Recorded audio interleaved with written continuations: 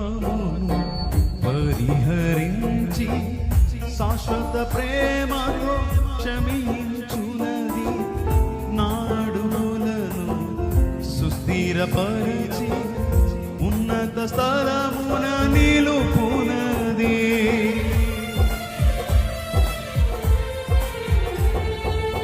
ప్రతి పాపమును పరిహరించి శాశ్వత ప్రేమతో క్షమించునది. నాడుగులను సుస్థిరపరచి ఉన్నత స్థలముపై నిలుపునది. అల్లుకుపోయేది ఆర్పజా